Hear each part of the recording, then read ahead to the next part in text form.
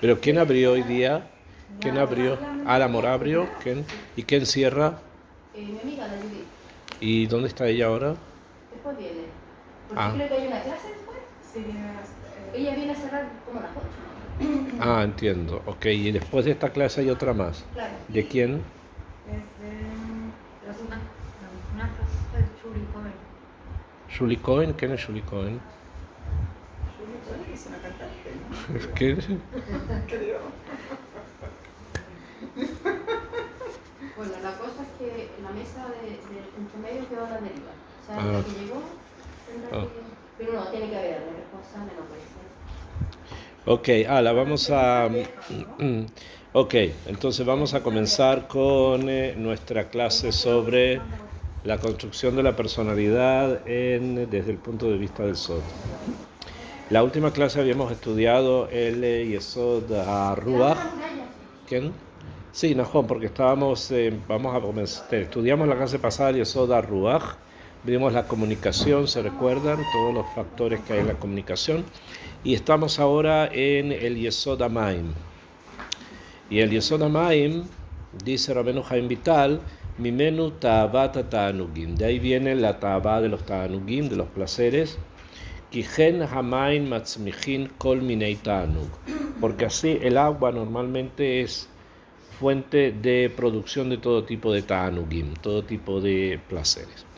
Continúa Rabbeinu Chaim Vital y dice Betoldotea Shtaim. Y los derivados del Yesod HaMaim son dos. Número uno, Ahemda, la codicia. Likzol Mamon Javero, que hasta incluso robar el dinero del prójimo. Veishto, su mujer. Bejol Asherlo, y todo lo que el prójimo tiene. Leitanek Bahem. ¿Para qué? Para tener placer de las cosas que le pertenecen a otra persona. Es una codicia, o sea, busca tratar de quitarle esto, quitarle esto, quitarle esto. Segundo, Akiná. Kiná es la envidia. Kiyekane Bajabero, porque va a envidiar a su prójimo, al compañero, Asherlo Mamon Rab, que tiene mucho dinero. Bekayotze, cosas parecidas, Leitanek Bo. ¿Por qué? Porque él quiere simplemente tener Ta'anuk, quiere tener placer de las cosas que el compañero tiene. ¿Okay? Entonces, la búsqueda de placer que proviene del Yesod HaMaim termina precisamente en estas acciones, ¿no? Que son producto de una cosa es la codicia y otra cosa es la envidia. Ok, entonces estábamos revisando que el mundo actual, el mundo en el que nosotros vivimos hoy día, es un mundo donde está muy abierto, está muy sin ningún resem, sin ninguna mahzom, sin ninguna algo que pueda detener los placeres que las personas quieren obtener. O sea que las personas buscan por muchos motivos, cada época y época cambia, pero en esta en especial ya es prácticamente posible tener todo lo que uno quiera. Todo lo que uno quiera tener, simplemente ya se puede tener. Les traje el ejemplo de Ibn Ezra, que habla sobre la prohibición de Hemdá, de codiciar, y él dice que si una persona es como una persona que en la época donde él vivía, un campesino hubiese querido casarse con la hija del señor, ¿no? Cosa que es imposible que iba a ocurrir, entonces él nunca lo hubiera pensado, el campesino nunca hubiera pensado eso, y si lo hacía obviamente era una persona que estaba desquiciada. Entonces lo mismo tenemos que pensar nosotros de todas las ta'avot que estamos buscando y no dejarnos llevar por esas ta'avot, por esos placeres, para hacer cosas que son absurdas, que no son cosas que sean lógicas. ¿Okay? Si se ve una familia que ya está constituida, que hay un marido, hay una esposa, que hay una familia, entonces introducirse en esa situación simplemente por tener placer de él o de ella, o sea, tratar de desarmar eso para tener placer de él o de ella, ¿bien? Es una cosa que simplemente indica que la persona que lo hace tiene algún tipo de problema mental. A pesar de que sea muy común que escuchemos cosas de ese tipo, pero son personas que están desequilibradas.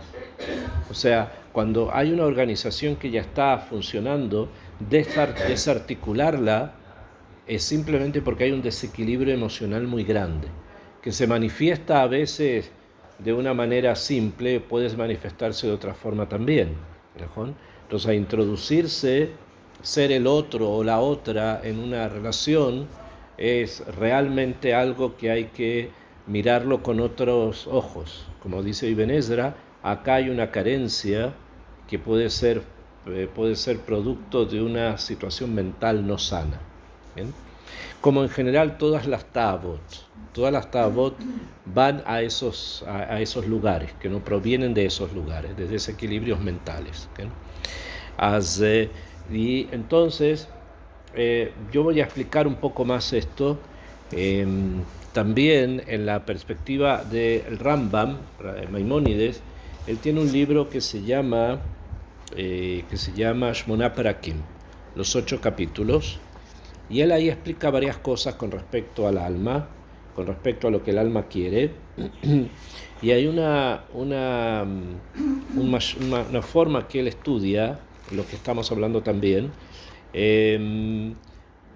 a partir de algo que él califica,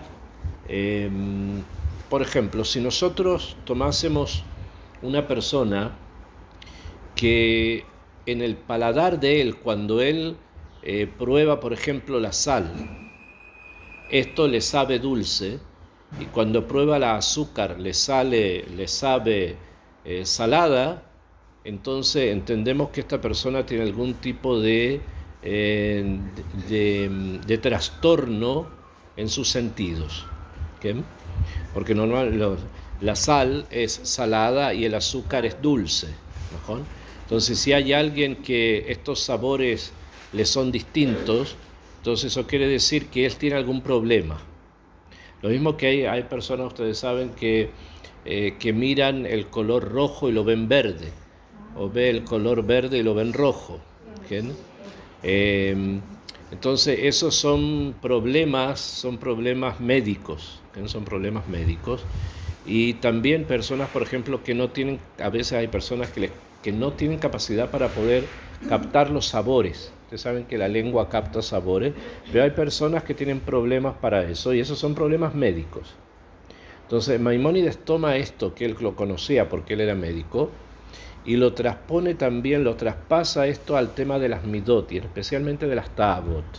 Hay personas que no perciben lo que están haciendo, que no se dan cuenta de lo que hacen, y van detrás de una ta'avá, que puede ser, por ejemplo, podemos tomar el ejemplo de una mujer que se enamoró de un hombre casado y trata de buscar a ese hombre casado y de continuar con él.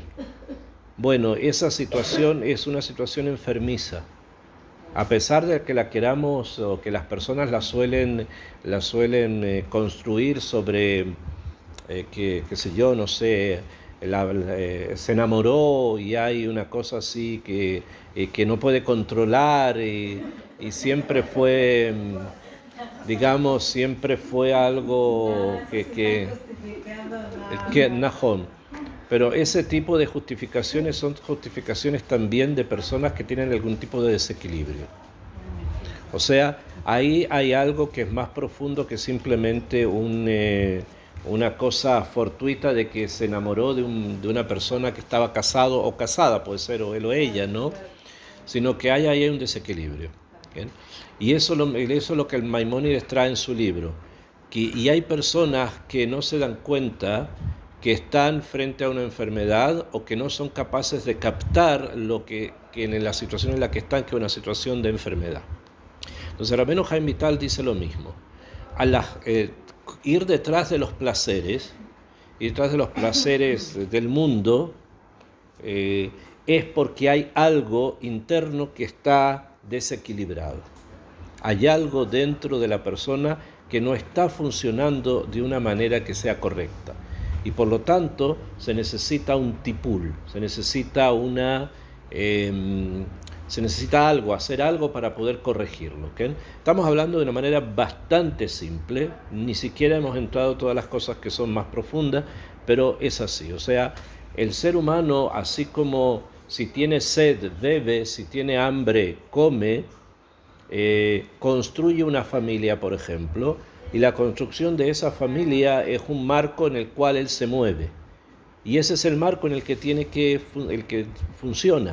Por lo tanto, ingresar a otros marcos y destruirlos, por cualquiera las circunstancias que sean, es obviamente producto de algún tipo de carencia de tipo emocional o psicológica incluso. ¿Okay? Que no se vea inmediatamente, pero puede ser que más adelante sí aparezca. ¿Okay? La inestabilidad, especialmente emocional, es algo que suele ser no tan extraño, es algo que normalmente encontramos. ¿Okay? Solo que la persona tiene que saber cómo poderse construir de una manera que sea acorde a los valores mínimos con los que él trabaja, ¿no? Ahora, ¿qué hacemos frente a un mundo como el que estamos hoy día, donde existen extremos de comportamiento que son tan distintos a los nuestros? ¿Okay? Donde hay tantas cosas hoy día que ya es muy difícil poder sobrevivir en un mundo donde ya hay muchas cosas que se consideran normales, que desde el punto de vista de la Torá no lo son. ¿Okay? En todos los sentidos, ¿okay? En todos los sentidos puede ser. ¿Okay? Entonces tenemos que entender lo siguiente. Hay que entender algo que es lo primero que hay que conocer para darse cuenta de frente a qué estamos, que es así. Y esto es importante que lo tengan muy muy presente y que lo recuerden siempre. ¿Okay? Yo puedo enfrentar todo esto de varias formas, pero hay algo que hay que tener claro. ¿Okay? No hay que ilusionarse o no hay que imaginarse cosas que no son reales. ¿A qué me refiero? Por ejemplo, vamos a poner un ejemplo muy, pero muy extremo. Digamos que hay 1000 personas que desean, por ejemplo, que desean un Betacneset. Hay 1000 personas que desean tener un Betacneset para ir a rezar. Y hay 100.000 personas que quieren un estadio de fútbol. Para la sociedad en la que estamos hoy día, los 100.000 personas es más importante que las 1000 personas. No se engañen, es así. O sea, para el mundo en el que nosotros estamos, un estadio de fútbol es más importante que un Betacneset. Y no hay que engañarse pensando otra cosa. Eso es lo que ellos piensan, que lo que el mundo piensa, porque son 100.000 personas. Y estos solamente son 1000. ¿Me comprenden? Y así en muchas otras cosas más.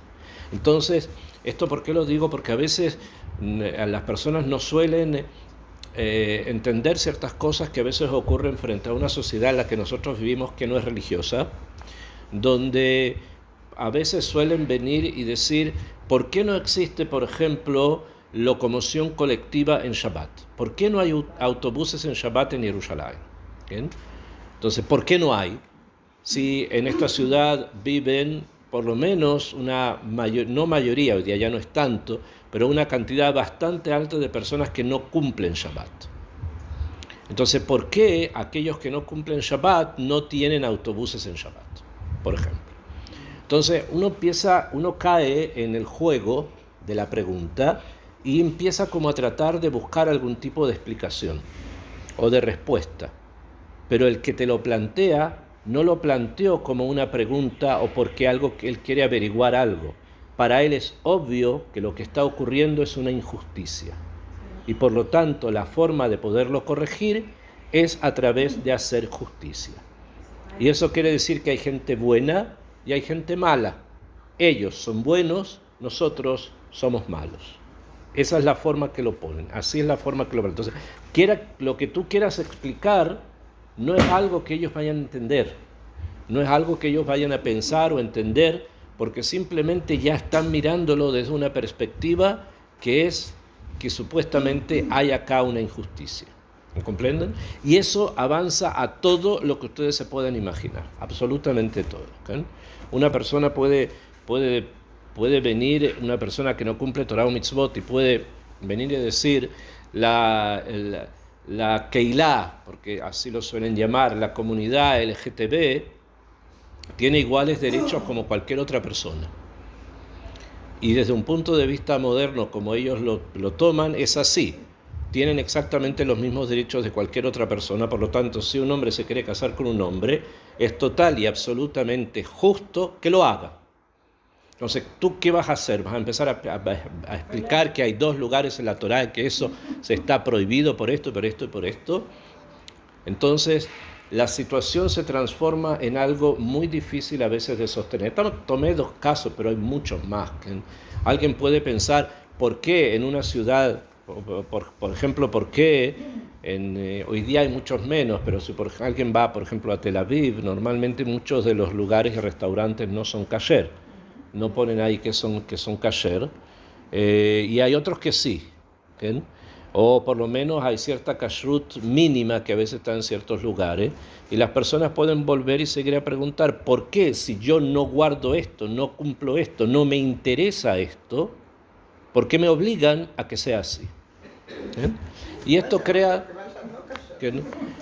Najón, pero cuando tú vas al no kasher, la carne que normalmente se compra ahí es carne kasher, que se come es kasher, porque no hay otra carne en Israel, que no hay. La carne que llega acá es toda kasher, y la shejitá que se hace en todo el... Después lo mezclan con lo que quieren después, pero los productos son kasher. Es malazot, es así. Si te van a poner pitas de ángel en algún humusiá en Tel Aviv, Ángel, toda la producción que tienen es kasher. Y Berman también es kasher. Entonces alguien podría preguntar, ¿pero por qué? Si a mí esto no me interesa, no estoy en esto, entonces ¿para qué me obligan a comer algo que no me interesa que sea producido de esta forma? Etcétera, etcétera, etcétera, etcétera. Entonces, lo importante es no imaginarse que tal vez se pueda llegar a algún tipo de entendimiento. Hay que tratar primero dónde está la situación y cómo está hoy día, que cada vez se hace cada vez peor, cada vez más grave. ¿Okay? Sí.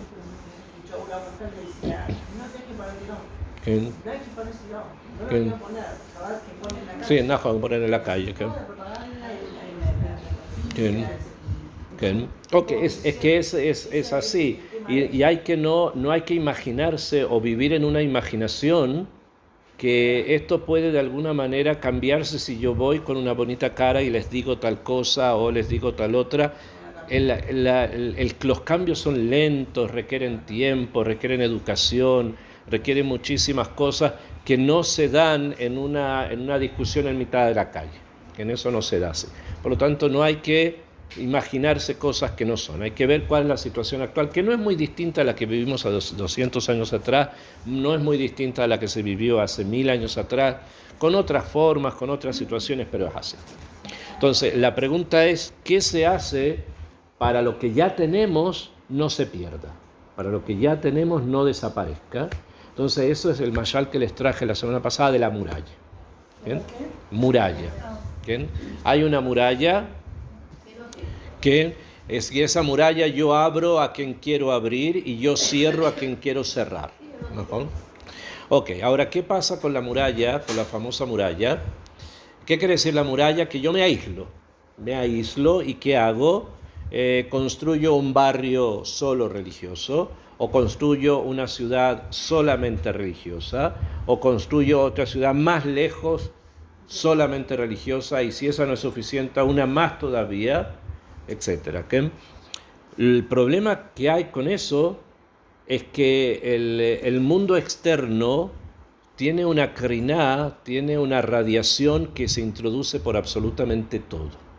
Absolutamente todo. En algún momento las personas pensaron, bueno, Benei Brak, ¿najón? Pero eso llegó a Benei Brak. Hasta las propias calles de Benei Brak fueron a hacer todo tipo de manifestaciones, no importa acá la política, y las personas que vivían allí vieron qué clase de gente llegaba allí. Entonces, bueno, ya no es Benebra, que entonces vamos más lejos, vamos a Elad, o vamos a Netivot, o vamos a algún lugar ahí en el desierto, o Bet Shemesh, o tal lugar o cual otro, pero en cualquier lugar todo va a llegar. Aunque te quieras ir alejando, esta situación que se van alejando, van a terminar la frontera con Egipto, porque de la forma en que se está construyendo por acá, van a llegar allá todavía, ¿okay? Pero lo que sucede es que no es imposible construir una muralla. Cuanto más alta la quieras hacer, siempre hay algo que va a introducir, que se va a introducir. ¿Bien? Internet, por ejemplo. Por ejemplo, lo ideal no es alejarse, pero es mantenerse en lo que uno cree. Ok, de eso es lo que vamos a hablar, Ken. Primero vamos a ver las situaciones que probablemente la gente piensa. La gente piensa, bueno, si yo me aíslo, construyo mis barrios, pongo mis murallas y otra muralla más y otra más y otra más y otra más, va a cambiar, pero no es así, Ken. No es así, esto ingresa por todas partes, donde quiera que se vayan va a estar. Entonces, esa primera forma no es la más adecuada. Hay otras personas que están dispuestas al combate, o sea, que están dispuestas al enfrentamiento. ¿Bien? ¿Qué significa el enfrentamiento? De ir y convencerlos de que están equivocados. ¿Bien? De ir y convencer de que están equivocados. ¿Okay? Y hay muchas instituciones que lo hacen, que en Arahim lo hacen, hay muchos Rabbanim que dan clases y shiurim, y otra vez shiurim, y otra vez clases, y otra vez shiurim, y se hacen shabbatonim, y se hacen todo tipo de actividades como para llevar a las personas a algún tipo de cambio. ¿Bien? Obviamente, como la Torah es verdad, entonces, obvio, el que lo va a enseñar es el que finalmente va a tener razón en todo lo que se diga, porque la Torah es Emet. Pero las personas que llegan primero a todas estas conferencias o a todos estos shabbatonim, son personas que ya en algún momento, en algún punto han dado un paso, que ya el paso lo dieron, algún paso ya dieron y ahora quieren que alguien los ayude a continuar. Entonces necesitan ciertas ideas que les aclaren. Y a pesar que todavía siga siendo giloní, que todavía no se ponga tefilín, que todavía no se ponga kipá, etc., pero van a ir a escuchar la charla de este rabo, porque allá hay algo en ellos que los está llamando. ¿Okay? Pero no son las personas que están en Tel Aviv, o no son las personas que están luchando en contra de los tefilín, de los jabatnik en las calles, no son esos. Es otro tipo de persona la que llega, que está buscando que alguien le abra la llave, están pidiendo que alguien los ayude a seguir. Entonces, obvio, para esas personas está muy bien, porque lo que están buscando es eso, que alguien los ayude. Pero el resto no, el resto están y no quieren escuchar. No es que estén dispuestos, sentémonos y hablemos del tema, no pasa por allí. ¿Okay? Y ya llegan a ciertos niveles que en ciertas situaciones yo los pienso y digo, pero esto es totalmente absurdo, porque no tiene ningún sentido, ningún sentido. Por ejemplo, ayer, es cosa que tiene que ver con la situación política israelí actual, pero para que vean el sinsentido que esto tiene, que hicieron una manifestación en el aeropuerto. ¿Bien? Hicieron una manifestación en el aeropuerto porque me parece que el primer ministro o alguna persona iba a viajar y entonces querían manifestarse. Pero es que no entienden que si es que el primer ministro va a llegar ahí, no va a llegar caminando por la calle. Que él toma un helicóptero, llega hasta no sé qué lugar y toma un avión especial. Los únicos que son perjudicados son las personas que viajan, no los políticos. Ellos tienen toda una situación especial por la circunstancia, que no es que ellos viajen junto con todo. Entonces, ¿para qué? ¿Para qué van a molestar a otras personas si querían impedir que el primer ministro viaje? Eso no lo van a poder hacer. Porque funciona por otro lado eso. Que Najón. Entonces es ya una situación que hay algo ahí que ya no va bien. Y entonces tratar de convencer o de luchar contra esas personas es muy difícil. Lo que hay que tratar de hacer en circunstancias así es mantener la estabilidad emocional nuestra, de ellos también, y vivir de una manera que sea lo más tranquila posible, en la medida de lo posible. ¿Okay? Pero no hay mucho éxito en el combate. a no ser que sea ya una persona que ya está con un pie adentro. Si ustedes captan que hay alguien que algo le interesa, entonces sí, ahí sí. Que venga, que escuche, cuáles son tus preguntas, qué es lo que quieres, qué estás buscando, porque ya hay algo.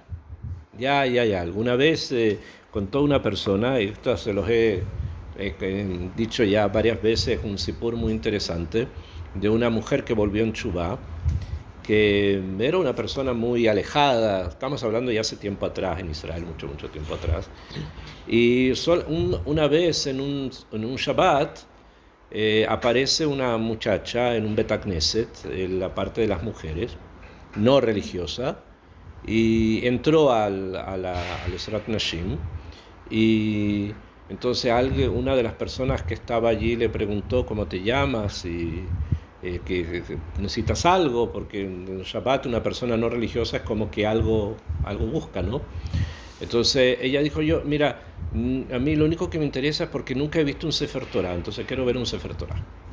Dijo así, estamos hablando hace mucho tiempo atrás, no de ahora, ¿okay? Entonces alguien le dijo, ¿y nunca ha visto un Sefer Torah? Una señora le dijo, ¿nunca ha visto un Sefer Torah? No, nunca vi un Sefer Torah. Entonces, bueno, le mostraron el momento que le enviaron la Torah. Entonces quiere decir que había algo en ella, que algo se había despertado.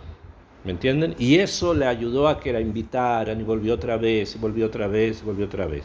Pero hay algo que te hace llegar a esa charla, que te hace llegar a ese Shabbatón, que te hace llegar acá, porque ya hay una puerta que se abrió. Entonces ahí sí se continúa. Pero hay personas que todavía están menos 200 de la puerta, que muy alejados todavía. Entonces hay que saber cómo se maneja, hay que saber cómo esto funciona. También les conté un caso también de una mujer que volvió en Teshuvá, muy interesante el caso, hay muchas historias, pero también en ella había algo ya que estaba como preparado y simplemente el gatillo se abrió en el momento preciso. ¿Ven? Había un sipur que pasó entre Chile y Israel hace muchos años atrás. Había no sé si hay todavía, no tengo idea si hay o no, había un festival de canción internacional que se hace en un balneario chileno que se llama Viña del Mar. Y por allá no recuerdo qué año, llegó una cantante israelí que se llamaba Nava Berujim, ¿bien? Y llegó a representar a Israel, una chica joven en ese momento, ¿bien? Fue hace muchos años atrás, y llegó al festival con una canción que tenía que presentar. Está un día o algo así, y acá empezaron a aparecer amenazas de los palestinos en contra de la chica israelí. Entonces llegó inmediatamente el Mossad, que funciona allá, y le dijeron se vuelven inmediatamente a Israel, la situación es peligrosa. ¿Quién? Porque los palestinos, en Chile hay muchísimos palestinos, de todos tipos, de arriba para abajo, de todo. ¿Qué? Hay casi 500.000 de palestinos, palestinos de acá. Entonces le dijeron, no, es peligroso, mejor que te vuelvas. Y ella dijo, no me voy a volver, me voy a quedar, voy a participar y voy a cantar. No, no la mataron. No. ¿Qué pasó? Entonces, pero le dijeron, viene muy bien, te quedas, pero te quedas en el cuarto y no salgan de ahí. Se quedas en el cuarto del hotel, porque en todas estas cosas de festivales hay cenas, todo tipo de ambientes lo halen, ¿no?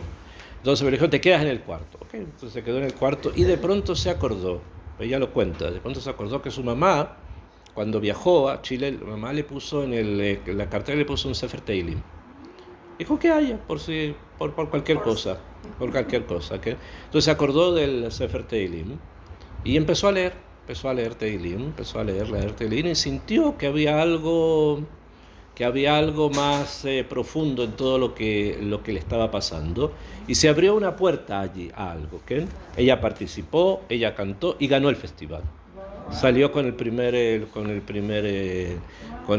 premio. ¿Okay? Ha sido por allá por los años, no sé, 80 o 79, por ahí. Ella ya es mayor también, que ella misma cuenta su historia, es una persona muy interesante. Después se empieza a acercar más y más acá en Israel, y hoy es una mujer jaredía, que da muchas conferencias también y habla mucho de muchas cosas, sigue cantando solo para mujeres, y es una persona muy interesante. Nava Brujem sigue siendo cantante, pero a nivel, una historia muy interesante. Otra vez, pero había algo allí. Cuando hay algo, entonces puede haber otra cosa y otra y otra y otra. Pero si tú te das cuenta que hay una pared que es muy difícil de poder seguir, entonces a veces es mejor simplemente mantener buenas relaciones nada más y no entrar en conflictos. Después hay otra persona, otro tipo de persona, que es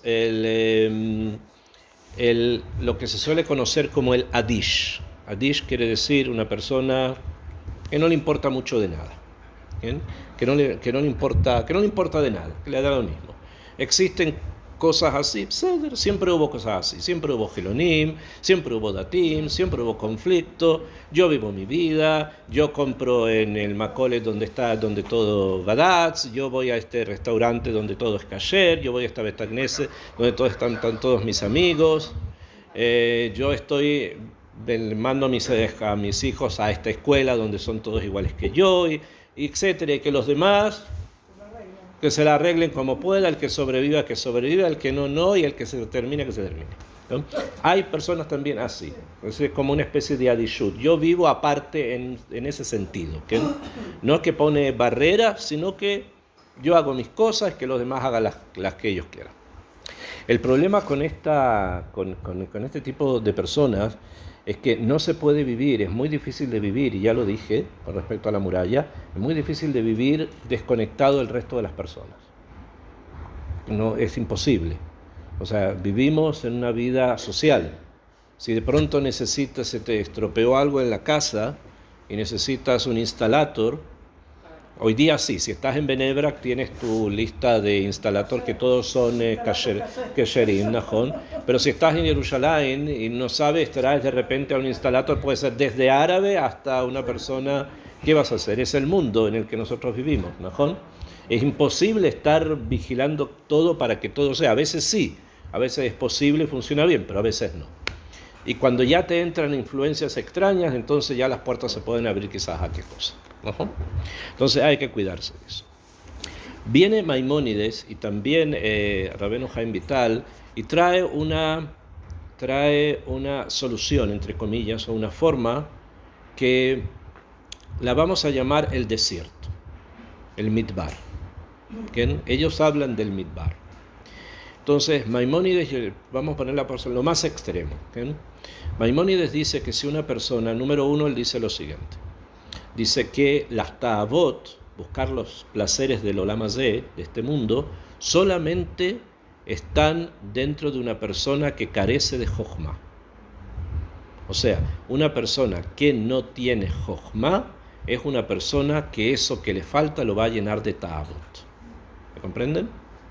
O sea, una persona que no se dedica al estudio, a estudiar, va a ser una persona que va a tener muchas ta'avot.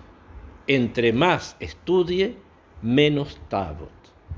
Así funciona el sistema. Más estudia Torah, más estudia Gemara, más estudia Alajot, más estudia Mefarshim, más estudia Tanaj, más estudia y más estudia y más estudia, las ta'avot van bajando. Lo natural es así. Menos estudia y nos damos cuenta de que de repente ven los alenos muchachos bajurei yeshiva dando vuelta a las 10, 11 de la noche por las calles o en un restaurante o en una pizzería o dando vuelta por acá, dando vuelta por allá. ¿Qué estás haciendo a las 10 de la noche dando vuelta en una calle en vez de estar repasando el shiur de Gemara de la mañana? Y si ya lo repasaste, entonces estudia otro masejet. Y si lo terminaste, si terminaste todo el Shas, que lo dudo, entonces ya empieza a estudiar todo el Zohar. Y si ya estudiaste todo el Zohar, que también lo dudo, entonces todo lo que se puede estudiar es tanto que una vida no te va a alcanzar. La persona que sí lo hace, no hay ta'avot. Las ta'avot van cayendo, van cayendo, van cayendo, van cayendo.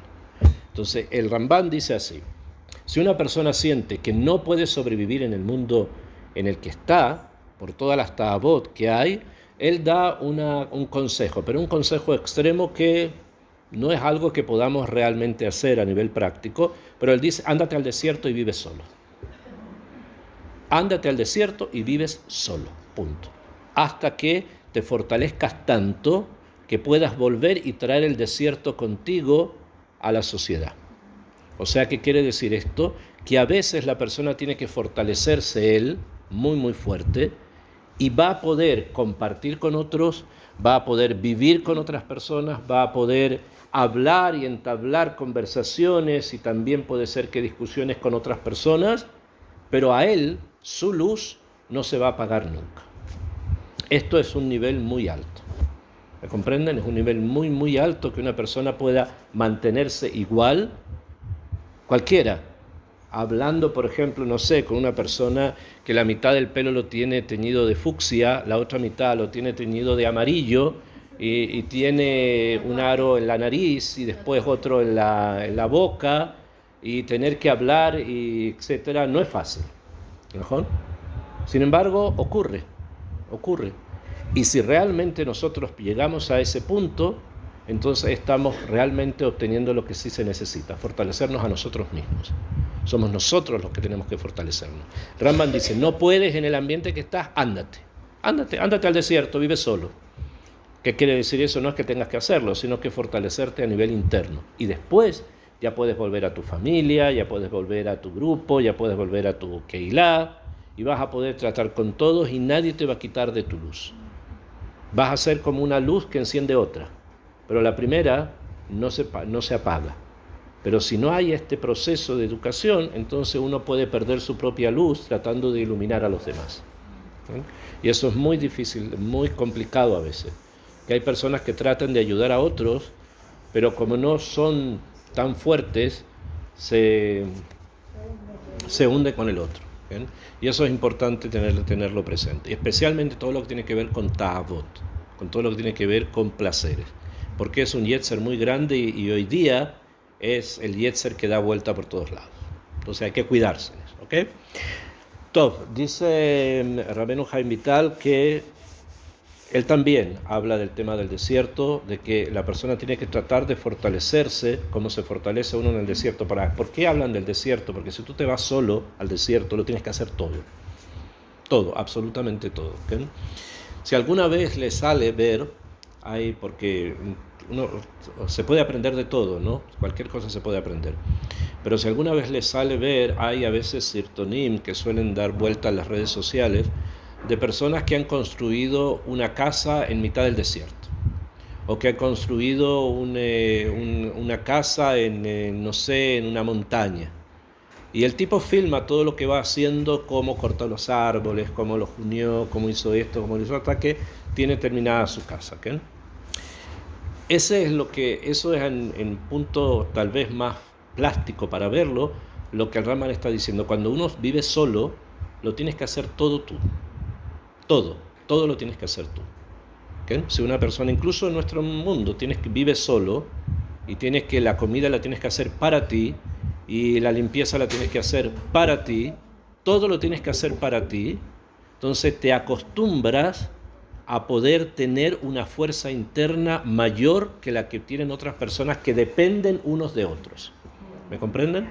Pero si una persona ya sabe que él puede solo, también a nivel espiritual estamos hablando, no solamente a nivel material, que puede solo, ya no le va a afectar tanto que tal vez la vecina o el vecino, el de acá o el de allá, se ponga un arito en la lengua.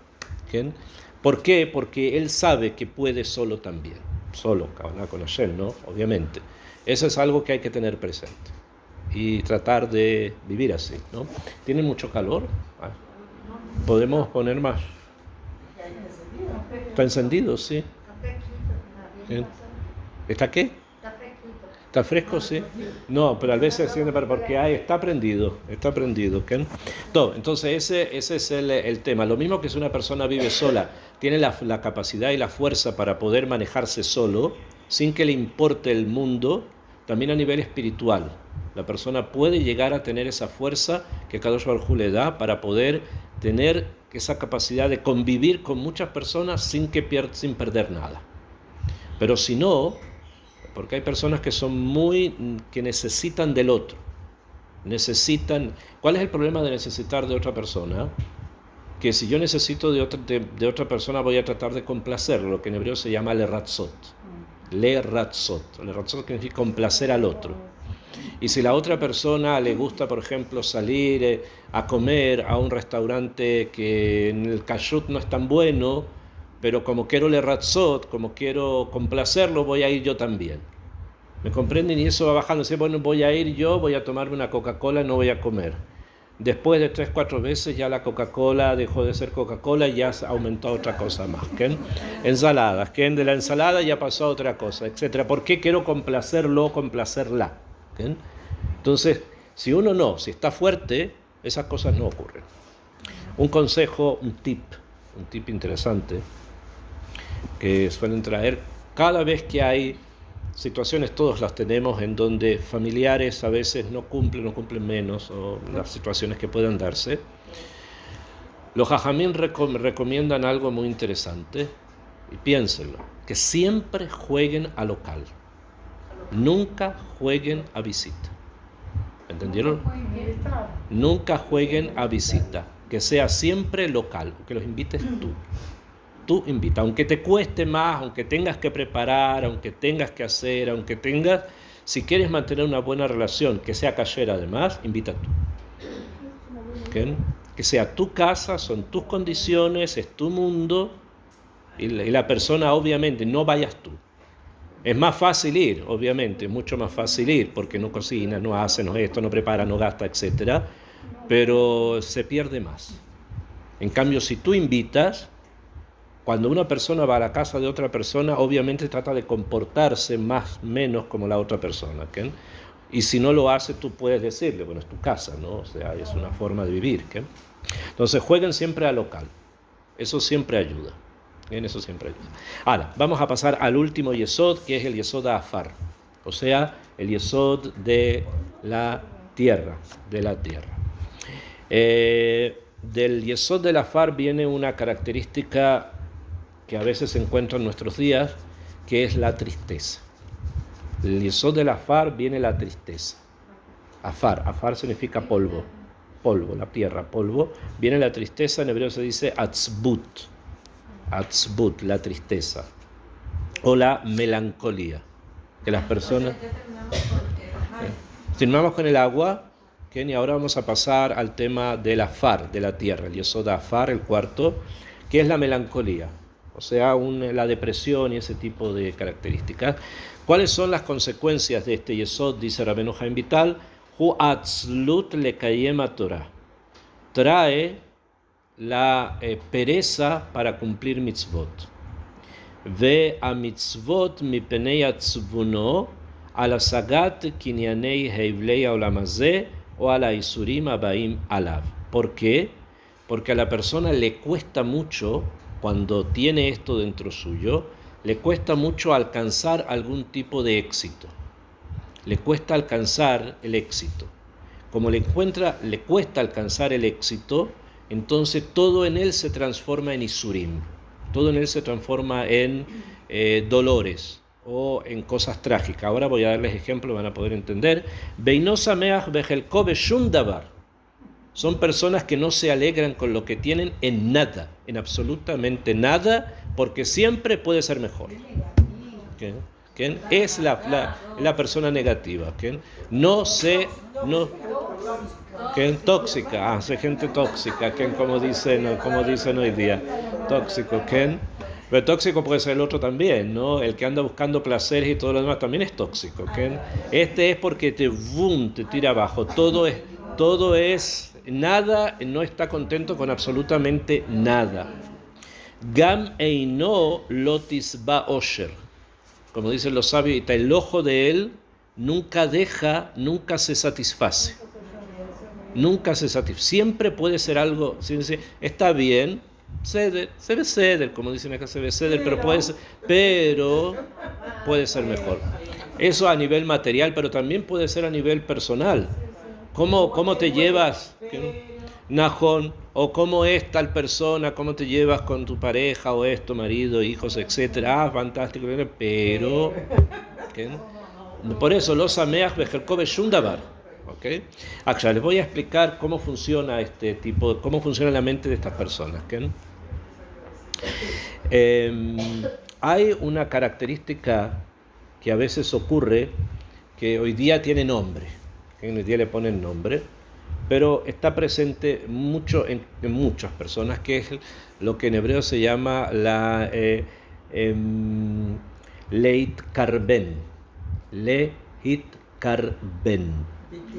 victimizarse, victimizarse.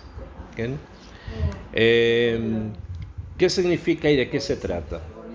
¿Quién es un pobre, pero vamos a explicar un poco cómo funciona, porque las personas normalmente caen. Y entonces pobre yo y entonces manipulador. Najón, eso trae la manipulación, pero vamos a ir parte por parte, porque esto lamentablemente es una cosa que es bastante más común de lo que uno piensa. ¿Okay? Por ejemplo, les voy a traer un ejemplo muy común, que todos ya lo pasamos, entonces estamos más lejos, supongo, ¿no? Que es algo que en hebreo se llama tipesh esre. ¿Saben lo que es tipesh esre? La edad del pavo. La edad del pavo. No sé, ¿se dice así en Colombia? La adolescencia. En hebreo le dicen tipesh esre. Tipesh esre. Pasa, a veces no pasa. Pero ¿qué ocurre? Entonces la gente dice, ¿sabes qué? Déjalo, es adolescente. Pobre, es adolescente, entonces no sabe. Acá la adolescencia termina abruptamente. Estamos hablando de una sociedad entera, no solamente religioso, sino no religioso, porque los chicos a los 18 años tienen que ir al ejército, entonces no pueden ser tipshin, porque les cuesta la vida. Los alenos, entonces cambia, pero entre los 15 y los 16, bueno, no importa, da lo mismo, son jóvenes, pobre, ya va a aprender, pobre. Y ellos escuchan esto, ingresa en la mente de la persona, no solo esto, otras cosas más, de que es posible justificarse a través de una falta. Me falta esto, por eso lo hice. Me faltó esto, por eso es así. ¿Por qué no has podido encontrar trabajo? Por ejemplo, no es que no hablo hebreo.